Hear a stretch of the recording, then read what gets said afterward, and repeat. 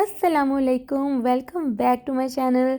तो आज मैं आई हूँ किचन में और आप सबको पता है अपनी पेरेंट्स की तरफ आई हूँ और मेरी मम्मा ये सब सामान रख के बैठी थी तो कहती है मैं पंजीरी बना रही हूँ। मैंने कहा अच्छा लगे हाथ, फिर मेरे सब्सक्राइबर्स के साथ भी रेसिपी शेयर कर दें। तो चलें जल्दी से इंग्रेडिएंट्स नोट डाउन कर लें। सबसे पहले आपने लेनी है साबुत मूंग की दाल और उसके बाद आपने लेना है बेसन। इनकी क्वांटिटी मैं डिस्क्रिप्शन बॉक्स में लिख दूंगी। फिर आपने लेनी है सौंफ और छोटी इलायची। ठीक है जी, सौंफ और छोटी इलायची। इस प्लेट में आपको नज़र आ रहे हैं पिस्ते यानी कि पिस्ताशियो, और बाकी जो हैं जो क्रश्ड आपको एक नज़र आ रही है ना चीज़, वो अखरोट हैं। अखरोट लेके उनको क्रश कर लिया हुआ है। सारा हेल्दी ड्राई फ्रूट इसमें जाएगा। अब ये बादाम हैं, इनको भी मोटा मोटा क्रश कर लिया है। इस प्लेट में हैं मेवे और छुहारे। छुहारे यानी कि जो ड्राई डेट्स होती हैं ना, उनको आपने छोटे छोटे पीसेस में तोड़ लेना है। फिर हमने इस पंजीरी में यूज़ किया है खुश्क नारियल और उसको भी हमने छोटे छोटे पीसेस में तोड़ लिया है। इसमें यूज़ होंगे ये रोस्टेड चने और ये छिलकों के साथ ही यूज़ करेंगे। तो नेक्स्ट इंग्रेडिएंट जो हमारे पास है वो है ये सूजी का एक पैकेट, और सूजी के साथ पड़ी हुई है चीनी जो कि वाइट शुगर है। मेरा ख्याल है आप इसमें ब्राउन शुगर भी इस्तेमाल कर सकते हैं, लेकिन हम वाइट शुगर यूज़ कर रहे हैं।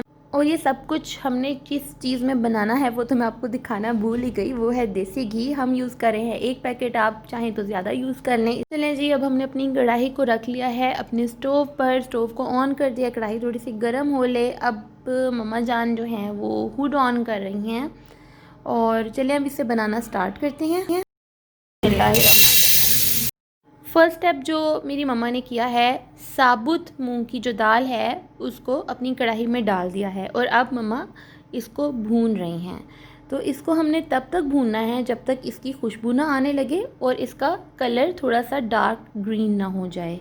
इसको भूनते हुए आप आंच को मीडियम रखें और मुसलसल चमचा चलाते रहें, वरना ये हो सकता है कि कढ़ाई के पैंदे में लगकर आपकी जो दाल है वो जल जाए और उससे दाल का टेस्ट और कलर तो ख़राब होगा ही, लेकिन सारी पंजीरी का जो टेस्ट है वो भी ख़राब हो जाएगा। तकरीबन 5 से 7 मिनट तक भूनने के बाद आपकी मूंग की दाल का रंग कुछ ऐसा हो जाएगा। आपने इस टाइम पर इसे कढ़ाई से निकाल लेना है और किसी बर्तन में ठंडा करने के लिए रख देना है। जब तक हमारी दाल ठंडी होती है तब तक हम बाकी के स्टेप्स कर लेते हैं। नेक्स्ट स्टेप में हमने सूजी लेनी है और उसे उसी कढ़ाई में डालना है जिसमें हमने अभी दाल भूनी थी। सूजी को भी मुसलसल चमचा चलाते हुए तब तक भूनना है जब तक इसका कच्चापन दूर ना हो जाए और इसका कलर चेंज ना हो जाए। इसमें से भी भूनने के बाद खुशबू आने लगेगी। जो भी चीज़ आपने डालनी है चम्मच को यूँ हिलाते जाना, रुकना नहीं है, नहीं तो ये ना ब्लैक हो जाएगी। जी, अभी मम्मा जो हैं वो अपना कोई काम करने गई हैं और मुझे ये रिस्पॉन्सिबिलिटी दे के गई हैं कि मैं सूजी में चमचा चलाती जाऊँ, और आप देखें मैं चम्मच चला रही हूँ। अभी सूजी का जो रंग है वो काफ़ी चेंज हो गया है, इसका कच्चापन भी दूर हो गया है और ये थोड़ी सी ब्राउन हो गई है। तो मेरा ख्याल है यही स्टेज है, हम सूजी को भी अलग से निकाल लेते हैं और इसे भी ठंडा करने के लिए रख देते हैं। तो ये देख रहे हैं आप कि मम्मा जान जो हैं सूजी निकाल रही हैं। जी, हमारी सूजी भी तैयार हो गई है और इसको भी हमने रख दिया है। चलें अब नेक्स्ट स्टेप करते हैं। चलें अब सौंफ और इलायची को भी भून लेते हैं, इसे भी कढ़ाई में डाल दें। 2-2 सेकंड का काम है, आपको तो कोई काम नहीं है, सारी चीज़ें भूननी है।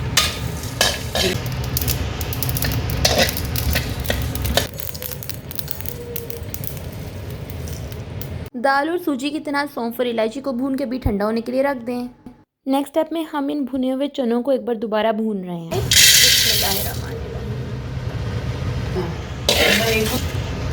हाँ जी मम्मा जी, हम क्यों भून रहे हैं? ये तो पहले के भुने चने, ये तो पहले के भुने होते हैं। हाँ फिर भी सर्दी है, इसको इसलिए भून रहे हैं ताकि अगर कोई नमी हो इसमें तो फिर वो ड्राई हो जाएगा, वो अच्छी तरह ड्राई हो जाए और 2 मिनट में ग्राइंड हो जाएगी। अच्छा ठीक है, थैंक यू।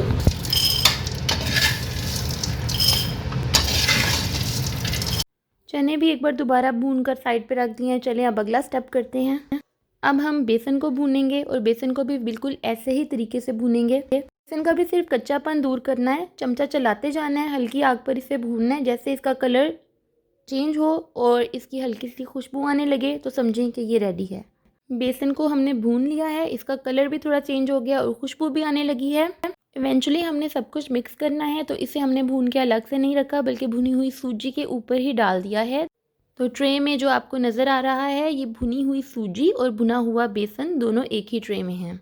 नेक्स्ट स्टेप में हम भुनी हुई सौंफ और इलायची को ग्राइंड करने लगे हैं। सौंफ और इलायची को हमने अच्छे तरीके से ग्राइंड कर लेना है, मतलब कि बिल्कुल पाउडरी फॉर्म में, मोटा मोटा जो है वो मुंह में नहीं आना चाहिए, समझ गए ना आप। ये देखिए बिल्कुल जिस तरह गरम मसाला होता है ना, वैसे ही इसे ग्राइंड करना है आपने। अब हम ग्राइंड करेंगे चने, भुने हुए चने छिलकों के साथ।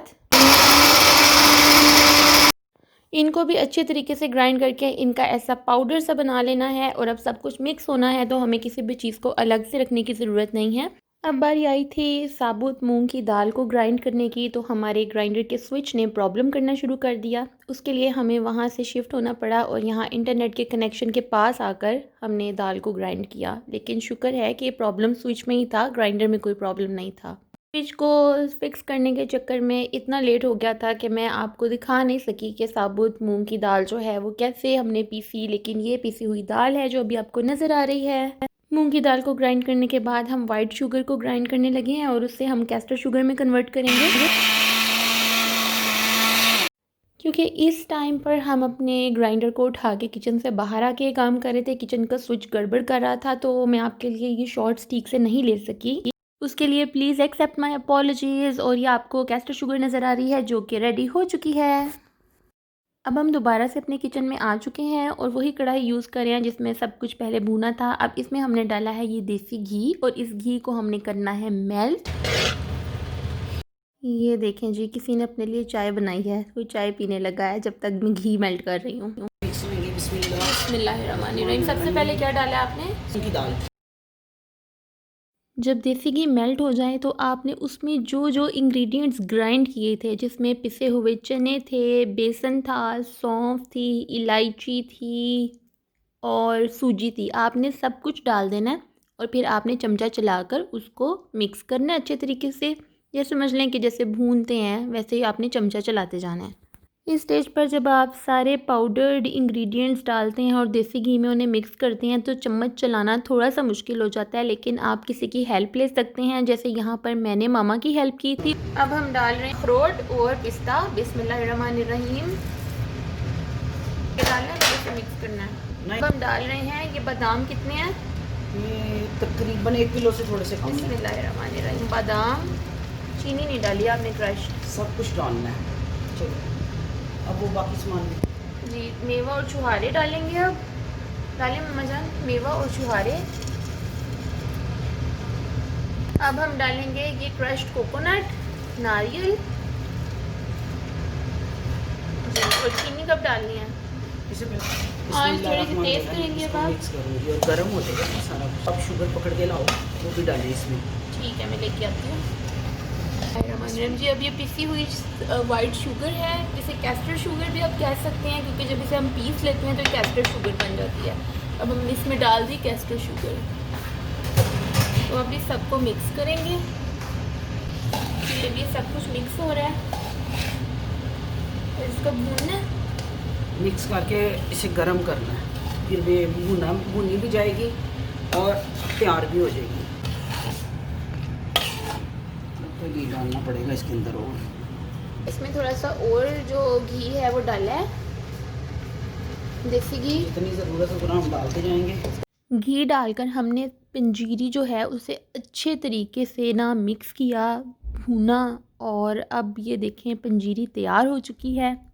इसको ठंडा कर लें और उसके बाद कंटेनर्स में ट्रांसफ़र करें। और ये देखें ठंडा होने से पहले ही प्लेट आ चुकी है और कोई पंजीरी डाल कर खाने लगा है। तो मैंने कहा जल्दी से इसका भी शॉर्ट बना लूँ जैसा भी बनता है।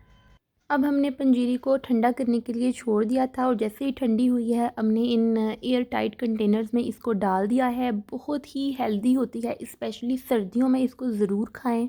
और ये लिड्स हैं इन कंटेनर्स के, तो आप ठंडा करने के बाद इन कंटेनर्स में डालें और इसको बंद करें। आप इसे बाहर भी रख सकते हैं और फ्रिज में भी रख सकते हैं। तकरीबन मेरा ख्याल है 1.5 माह तक तो ये बिल्कुल भी ख़राब नहीं होगी। ये बहुत न्यूट्रिशियस है, आपकी हड्डियों के लिए बहुत अच्छी है। अगर आपको मेरी रेसिपी पसंद आई तो कमेंट बॉक्स में मुझे ज़रूर बताइए। चैनल को सब्सक्राइब, लाइक कीजिएगा। Thank you so much for watching. Allah हाफिज़।